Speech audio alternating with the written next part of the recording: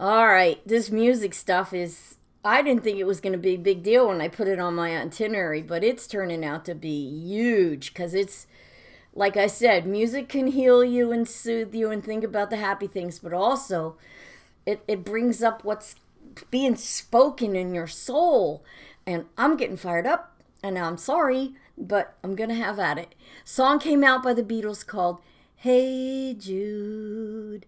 And I think they were feeling it, and the writers and whoever contributed to that song were feeling the change in our nation, the change in our world, the change of everything, everywhere.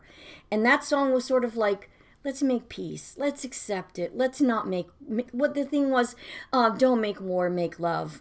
And there was that difference between the generations, the generation gap between the people that lived through World War II and then made a bunch of babies and then their babies. And that was the generation gap. And so the change was coming. Then you had other people still in denial singing, Daydream, believer. Okay, and sugar, sugar, honey, honey. They're still over there. They're not coming into reality. Hello, there's a lot of people like that now. Okay, then you had a song called Angel of the Morning. Toxic. Toxic. When I think about the words to that song, and it's like this. Just call me angel of the morning, baby. Just touch my cheek before you leave me. And it's a song about a woman who's accepting the fact that the guy's just going to leave her in the morning. And she's not even going to hold him accountable. You see, there was no such thing as toxic relationships back then. All it was live with it. There's no counseling. There's no group therapy. There's not even like a prayer thing about it. You're in a crap situation, live with it. Buck up. Put your big girl pants on.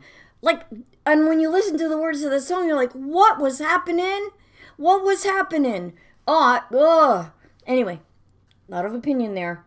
Then you had the Rascals, which used to be the Young Rascals. The ones I got all excited about. They sang a song called People Everywhere Just Wanna Be Free. So even they're picking it up. The world is crazy. Every night on the news, there's how many people died in Vietnam?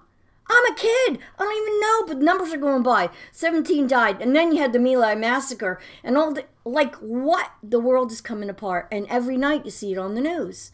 All Huntley, Brinkley, and all those newscasters, and if I got them wrong, I'm sorry, I think that's their names. But every single night, and we talked about it in school, it was just like, you felt like every minute something was going to go wrong. You just did, right? And then Russia's in Cuba, that whole thing, that's a whole nother history thing you'll have to look up. But it all added up to instability. Instability because of change, instability because people are hurting, people want their own freedoms, people want to express themselves. It was just crazy. I'm looking at my list. Okay, then you had the age of Aquarius and hair, long, beautiful, shining hair.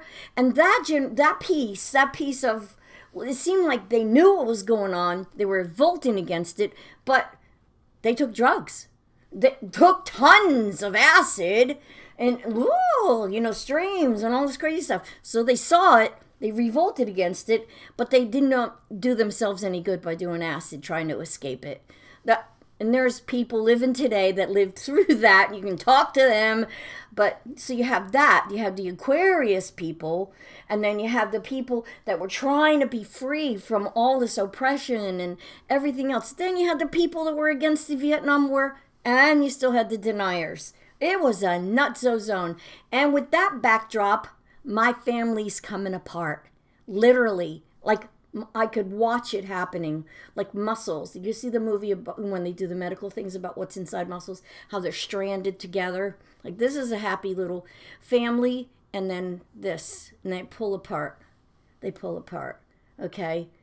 And what happens to muscles like that? They're just dangling. And that's where I was. I'm trying to grow into being a teenager. I'm in a play at high school. I was cast in some cool play because I wanted to do drama, right? And all of a sudden, my dad's not there. He's gone. Which he was gone a lot anyway, but now he's permanently gone, supposedly.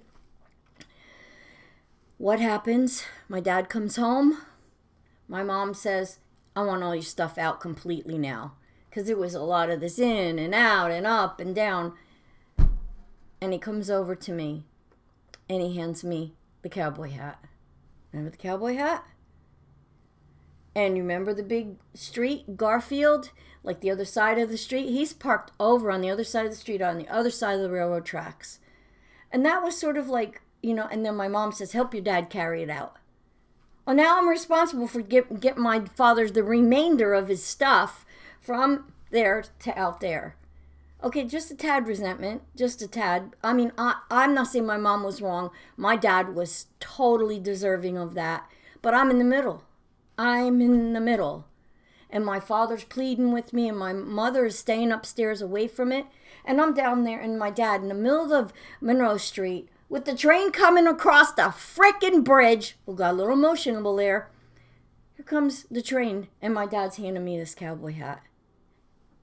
Okay? And I go in the house, and what's on the radio? Suspicious Minds by Elvis Presley. And now, he was a ballad, romantic, lovey-dovey, super, sugar honey kind of person. And he's singing Suspicious Minds. These songs were click, click, click into my soul. The music of that time was so powerful. And you remember, it's like I said before about the smell of Coppertone at the beach. And I have to go back to that smell of Coppertone to get over this other memory of Suspicious Minds and all this nonsense. I've worked through it, but you can tell there's still a lot of ooh there. And the music, oh my gosh, the music. I'm going to stop right there because that's like the end of the 60s, that time period with all that music. I'm okay. I'm going to end right there. I'm okay. I survived. And I've now can talk about it and be healed. But there was a lot of years. Woo! Well, look at me. I'm goofy. The reason I have to come back to this, the reason I'm sharing this is because there are many of us out there that gone through that. There's many of us out there that have children that don't know this stuff about what we went through.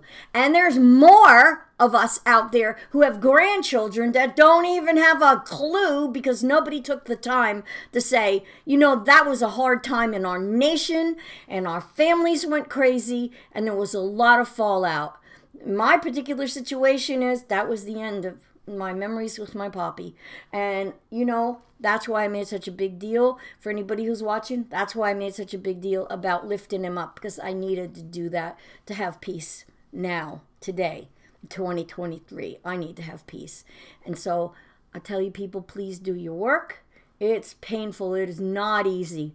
But I'm bleeding in front of you so that it'll encourage you to do your own work. Whatever it might be, for the sake of the future, okay, because the past is done, hello. But just do your work, and you can be happy and stupid like me. I'm really okay. I get emotional a little bit because those songs, man, they just jerk your chain. And apparently my chain is still jerkable. Okay, guys, I think I might be done with music. Ooh.